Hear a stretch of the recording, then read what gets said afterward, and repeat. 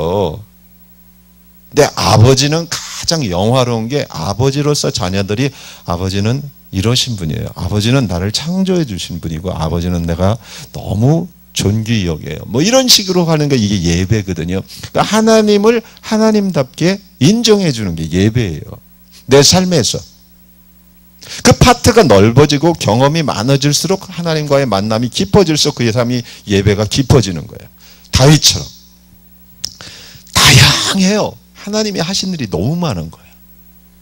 그 시편이 뭐요? 여호와의 선하심을 뭐 감사할지어다 홍해를 가르친 여호와 계속 하는 거예요.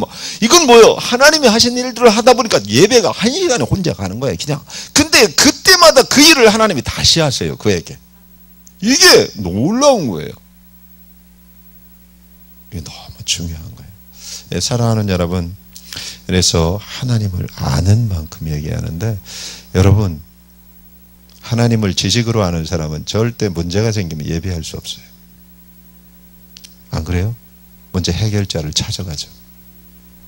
근데 하나님을 알게 되면요, 문제가 생겨도 예배해요. 근데 우리가 간증을 들었지만 그때마다 사단이 가장 싫어요. 왜? 예배하는 것에는 사단이 견디질 못해요. 왜? 하나님이 임하니까.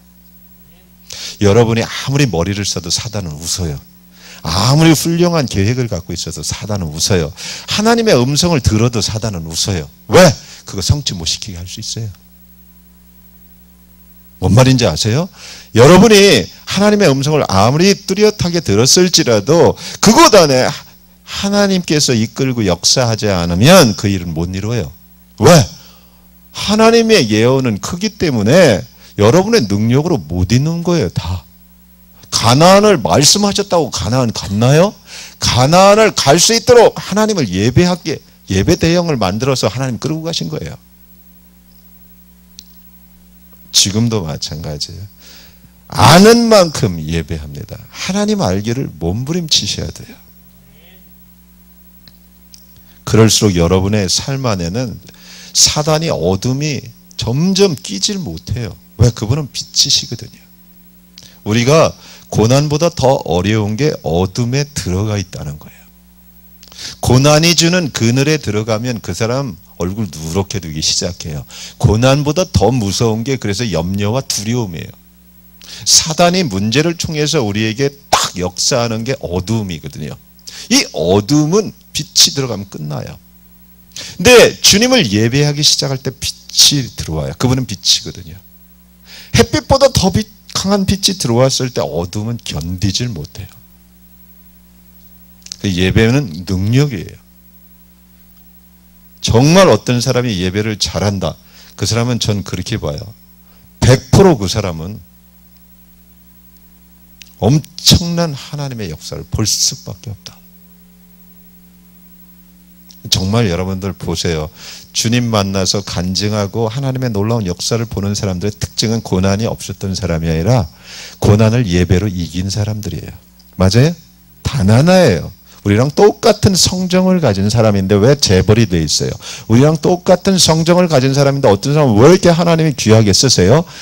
귀하게 쓰고 안 쓰고가 중요하다는 그 얘기가 아니라 왜 그들은 그런 어려움 가운데 다 이길 수 있었고 하나님의 계획을 이뤄낼 수 있었을까? 그 얘기를 하는 거예요. 단 하나예요. 어려움 가운데 어두움 가운데 수없이 우리보다 더 깊이 들어갔어요. 얘기를 들으면 자식이 죽었고요. 뭐 말할 수 없는 고난 가운데서 그들은 노래를 불렀어요. 주님을 향하여. 그때 사단이 그들을 감당할 수 없었어요. 그러면서 그들의 축복이 뭐예요? 문제 해결이 아니라 욥처럼 주님을 깊이 한 거예요. 내가 귀로만 들었더니 이제 주님을 봅니다. 고난이 너희에게 유익이라 이 말을 아는 거예요. 그들은. 그 다음부터 그들에게 고난이 없는 것이 아니라 고난을 두려워하지 않게 돼요. 가장 두려운 것은 여러분 입에서 노래가 멈춘 순간이에요. 잘 보세요. 여러분 입에서 찬송이 떠난 순간 여러분은 별 볼 일 없는 사람이에요. 잘 보세요. 어떤 사람이 제일 문제가 많은 줄 아세요?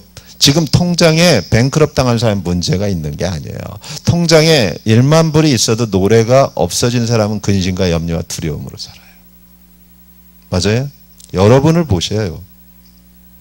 여러분이 노래하고 있다면 여러분이 지금 주님을 예배하는, 자기도 모르게 예배하는 삶을 살고 있거든요.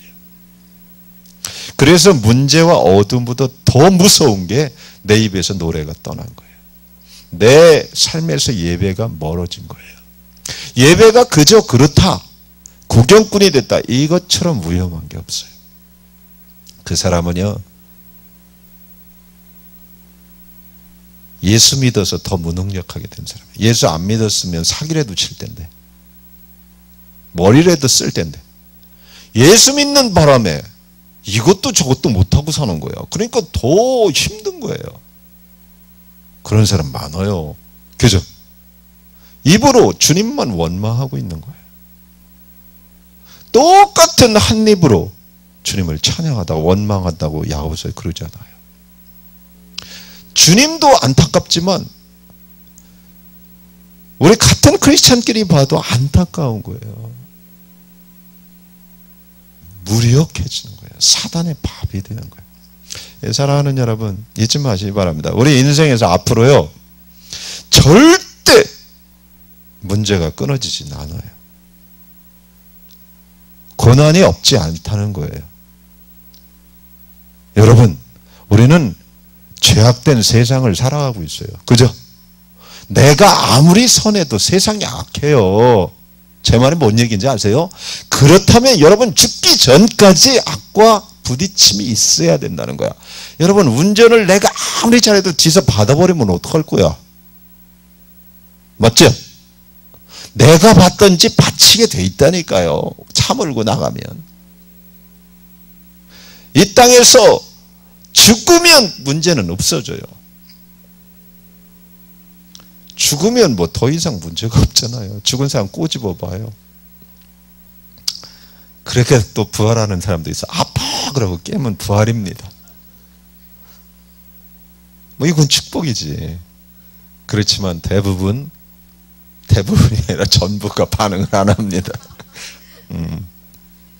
무슨 얘기인지 아시겠죠? 그래서 여러분이 아주 중요한 것은 주님을 더 깊이 아는 거예요. 성막이 아주 중요합니다. 많은 크리스천들이 주님을 알려고 하지 않기 때문에 예배가 매너리즘에 빠져버려요. 예배는 이 땅을 걸으면서 가장 큰 능력이고 천국에서는 삶입니다. 맞아요? 이사야서는 얘기하잖아요. 천국에서의 삶이 예배예요. 그러니까 천국에서 가장 좋은 게 예배 본질, 기쁨을 실제로 경험하는 것이 천국이에요. 근데 이 땅에서는 그걸 못 느껴요. 딴 생각, 사단이 주는 잡생각, 눈으로 보면서 아이고 하나님이 보이는 게 아니라 뭐예요?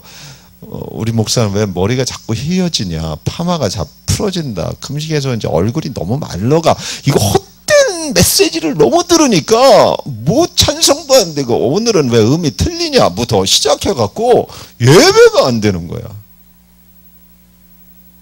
그러니까 예배의 참 기쁨은, 실제 예배의 큰 능력은 천국에서 온전히 경험해요. 그게 이사야서 계시록이잖아요. 거기는 그분을 뚜렷이 봐요. 그러니까 뚜렷이 볼수록 그분이 정말 합당한 영광을 받으세요. 근데 그것이 나에게는 가장 큰 승리와 능력이에요. 왜? 그분 나라가 온전히 임하기 때문에 그래요. 아멘? 이게 너무 중요해요. 그래서 우리가 주님을 더 깊이 알아야 되는데, 오늘은 예언을 했기 때문에 제가 빨리빨리 조금만 그래도 해야죠. 예? 성소로 들어가는 입구와 지성소로 들어가는 입구에는 둘 다 휘장이 쳐 있었어요. 이제 성소로 들어갑니다. 성소는 교제의 장소예요. 성소 입구에도 휘장이 있었고 지성소 입구에도 휘장이 있었어요. 근데 성소 입구에 있는 휘장을 지금부터 휘장이라고 안 하고 문이라고 하겠어요. 왜? 성경에서 그렇게 모두 표현을 하니까. 지성소 입구에 있었던 건 휘장이에요. 이 두 개는 굉장히 중요한데요. 뭐 빨리빨리 합니다. 예. 왜 성소의 입구가, 이 문이 중요하냐면, 제사장들이 놋제단과 물두멍을 지나서 이제 본격적으로 교제의 장소에 초청받아서 들어가는 첫 관문이기 때문에 그래요. 우리도 마찬가지예요. 예수 그리스도를 구세주와 주님으로 영접한 후에 물두멍과 바깥들에 서 있었어요. 이제 주님의 신비 가운데 들어가야 돼요. 그 초청이 있어요. 그저 성경은 모두 그 얘기를 해요. 그 초청 가운데 들어간 시도를 하지 않아요. 이것이 문제예요. 옛날에는 제사장만 들어갔어요. 어떻게 들어갔어요? 매일 들어갔어요. 이게 중요해요. 일주일에 한 번 예배 봐서는 여러분 하나님의 기적을, 기도 응답을 체험할지는 모르지만 예배하는 자로 서기는 어려워요. 그러면 하나님을 계속 오해하게 돼요. 여러분 삶에서 기적이 끝나고 어려움이 올 때마다 여러분은 혼동이 와요. 근데 그거 없이 주님의 초청에 들어가기 시작하면 하나님의 부유함을 경험해요. 그리고 문제 때문에 여러분들이 넘어지고 그런 것보다 문제를 점점 넉넉히 이겨나갈 수 있는 예배하는 자들이 돼요. 사랑하는 여러분 잊지 마시기 바랍니다. 문제는 기도할 때도 해결이 되지만 그거로서는 여러분이 주님을 몰라요. 근데 문제 속에서 주님을 깊이 알면서 들어간 사람은 그 문제를 통해서 성숙해져요. 이게 중요한 거예요. 그래서 고난을 통해서 순종을 배울 뿐만 아니라 히브리서 4장에 보면 온전함에 이른다고 그런 말을 하는 거예요. 아들이시라도 고난을 통해서 순종을 배웠고 온전해지셨다. 이게 뭐예요? 문제를 통해서 하나님이 더 깊어질 때 온전해지기 시작. 이게 주님이 우리를 이끌어가는 길이에요. 여기까지 가야 되는데 대부분 문제 해결받고 끝나니까 거기서 맴도는 인생이 돼. 이 많은 크리스찬들이 그래요. 주님을 끊임없이, 이게 이스라엘 백성들이었고 모세와 이스라엘 백성의 차이였어요. 모세와 이스라엘 백성들은 동일한 문제에 부딪힐 때마다 반응이 달랐어요. 무슨 얘기인지 아세요? 모세는 이미 문제를 이길 수 있는 넉넉한 믿음이 있었어요. 근데 이스라엘 백성들은 끊임없이 문제가 커 보이는 게 문제였어요. 배우질 못한 거예요. 주님을 얼마나 알았냐, 이것이 그렇게 중요한 거예요. 그래서 오늘은 이 문에 대해서 잠깐 얘기할 건데요. 이 성소의 문은 초청의 문이고 교제의 장소로 들어오라는 초청이지만 지성소의 휘장은 또 어떤 의미가 있어요? 성막에서 함부로 들어오면 안 된다는 뭐예요? 차단의 의미가 있어요. 똑같은 문인데 달라요. 의미가. 성소의 문은 뭐예요? 교제의 장소의 초청이지만 지성소의 장소는 죄 있으면 죽는다, 막는 문이에요. 이게 문 차이가 있어요. 이 부분은 제가 계속해서 얘기하겠는데요. 그래서 그 안으로 들어가지 못하기 위해서, 막기 위해서 고안된 게 지성소의 휘장이에요. 왜? 거기는 대제사장, 그것도 준비되지 않으면 죽어버리니까요. 온전한 하나님의 임재가 있기 때문에 그래요. 그래서 성소의 문은 오늘 본문에 5개의 기둥과 놋으로 된 5개의 기둥 받침이 있었어요. 또 거기에 휘장이 있었고요. 반면에 지성소의 휘장은 4개의 기둥과 은으로 된 기둥 받침이 있었고요. 또 아름답게 수놓아진 휘장이, 똑같은 휘장인데 지성소의 휘장은 뭐예요? 그룹들이 뭐예요? 수놓아져 있었던 게 차이예요. 성소의 문과 지성소의 휘장 사이에는 이런 여러 가지 차이점 중에서 한 가지가 있다면 뭐예요? 성소의 문은 매일 사역하기 위해서 허락된 문이었어요. 반면에 지성소의 휘장은 뭐예요? 하나님의 깊은 임재 가운데 들어가는 것은 특별한 선택과 하나님의 허락이 없이는 갈 수 없다는 하나님의 차단문이었어요. 이 성소의 문은 동쪽 편에 있었다고 그래요. 그죠? 유일한 문이에요. 그곳이 아니면 누구도 성소로 들어갈 수 없었어요. 이것은 우리가 창세기 3장에 보면 에덴 동산에서 아담과 하와에 쫓겨난 후에 동쪽 편에 하나님께서 뭐라고 해요? 동편에 생명나무를 보존하기 위해서, 그죠? 천사 그룹들을 통해서 화염검으로 막아버렸다고 그래요. 그죠? 그래서 이제 하나님과의 교제가 끊어져 버린 거예요. 근데 성막은 어떤 의미가 있어요? 이제 하나님께서 이사 오신 거예요. 인간 가운데로 이사 오신 게 성막이에요. 에덴 동산이 갈 수 없으니까 이제는 하나님이 이사 오셔서 이제 이스라엘 중에 거하겠다는 약속이 성막이에요. 그러니까